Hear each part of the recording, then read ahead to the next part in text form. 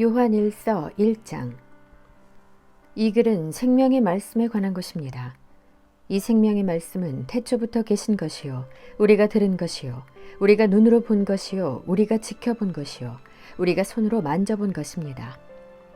이 생명이 나타나셨습니다. 우리는 그것을 보았습니다. 그래서 우리는 이 영원한 생명을 여러분에게 증언하고 선포합니다.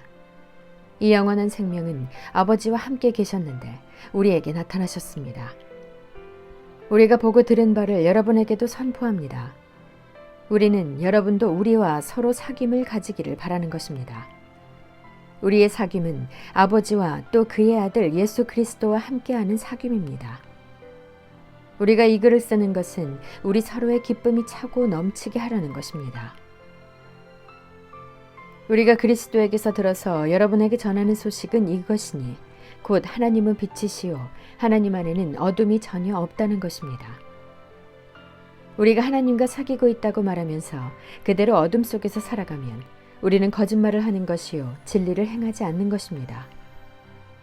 그러나 하나님께서 빛 가운데 계신 것과 같이 우리가 빛 가운데 살아가면 우리는 서로 사귐을 가지게 되고 하나님의 아들 예수의 피가 우리를 모든 죄에서 깨끗하게 해주십니다.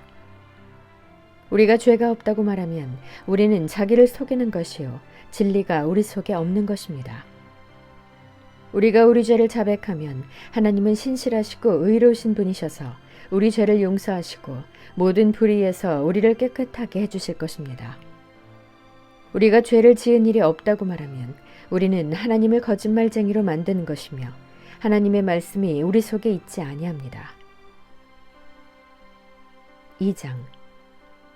나의 자녀 여러분, 내가 여러분에게 이렇게 쓰는 것은 여러분으로 하여금 죄를 짓지 않도록 하려는 것입니다.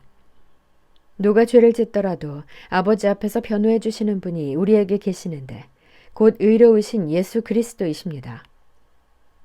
그는 우리 죄를 위한 화목제물이시니 우리 죄만 위한 것이 아니라 온 세상을 위한 것입니다. 우리가 하나님의 계명을 지키면 이것으로 우리가 하나님을 참으로 알고 있음을 알게 됩니다.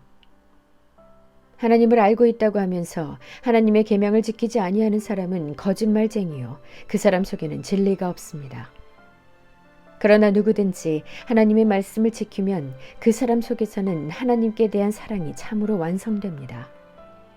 이것으로 우리가 하나님 안에 있음을 압니다. 하나님 안에 있다고 하는 사람은 자기도 그리스도께서 사신 것과 같이 마땅히 그렇게 살아가야 합니다. 사랑하는 여러분, 내가 여러분에게 써보내는 것은 새 계명이 아니라 여러분이 처음부터 가진 옛 계명입니다. 그 옛 계명은 여러분이 들은 그 말씀입니다. 나는 다시 여러분에게 새 계명을 써보냅니다. 이 새 계명은 하나님께도 참되고 여러분에게도 참됩니다. 어둠이 지나가고 참 빛이 벌써 비치고 있기 때문입니다. 빛 가운데 있다고 말하면서 자기 형제자매를 미워하는 사람은 아직도 어둠 속에 있습니다. 자기 형제자매를 사랑하는 사람은 빛 가운데 머물러 있으니 그 사람 앞에는 올무가 없습니다. 자기 형제자매를 미워하는 사람은 어둠 속에 있고 어둠 속을 걷고 있으니 자기가 어디로 가는지를 알지 못합니다. 어둠이 그의 눈을 가렸기 때문입니다. 자녀되니 여러분, 내가 여러분에게 이 글을 쓰는 까닭은 그의 이름으로 여러분의 죄가 용서함을 받았기 때문입니다. 아버지 되니 여러분, 내가 여러분에게 이 글을 쓰는 까닭은 여러분이 태초부터 계신 분을 알고 있기 때문입니다. 젊은이 여러분, 내가 여러분에게 이 글을 쓰는 까닭은 여러분이 이미 악한 자를 이겼기 때문입니다. 어린이 여러분, 내가 여러분에게 이 글을 쓰는 까닭은 여러분이 이미 하늘 아버지를 알고 있기 때문입니다.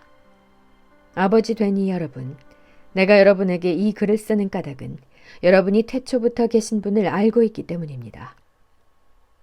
젊은이 여러분, 내가 여러분에게 이 글을 쓰는 까닭은 여러분이 강하고 하나님의 말씀이 여러분 속에 있어서 여러분이 그 악한 자를 이겼기 때문입니다.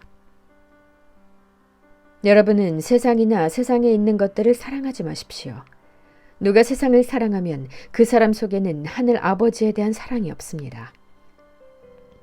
세상에 있는 모든 것, 곧 육체의 욕망과 눈의 욕망과 세상 살림에 대한 자랑은 모두 하늘 아버지에게서 온 것이 아니라 세상에서 온 것이기 때문입니다. 이 세상도 사라지고 이 세상의 욕망도 사라지지만 하나님의 뜻을 행하는 사람은 영원히 남습니다. 어린이 여러분, 지금은 마지막 때입니다. 여러분이 그리스도의 적대자가 올 것이라는 말을 들은 것과 같이 지금 그리스도의 적대자가 많이 생겼습니다. 그래서 우리는 지금이 마지막 때임을 압니다. 그들이 우리에게서 갔지만 그들은 우리에게 속한 자들이 아니었습니다. 그들이 우리에게 속한 자들이었더라면 그들은 우리와 함께 그대로 남아 있었을 것입니다.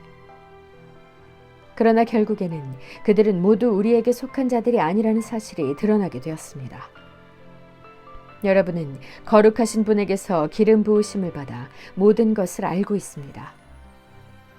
여러분이 진리를 알지 못한다고 해서 여러분에게 내가 이렇게 써보내는 것이 아닙니다. 오히려 여러분이 진리를 알고 있기 때문에, 그리고 또한 여러분이 거짓은 모두 진리에서 나오지 않는다는 것을 알고 있기 때문에 이렇게 써보내는 것입니다.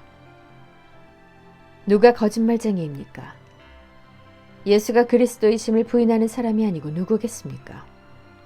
아버지와 아들을 부인하는 사람이 곧 그리스도의 적대자입니다.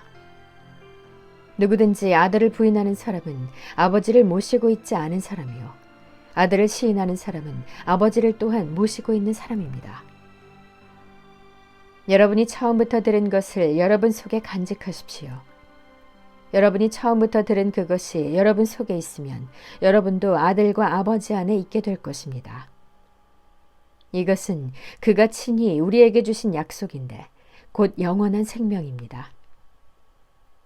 나는 여러분을 미혹하는 자들에 관하여 이렇게 썼습니다.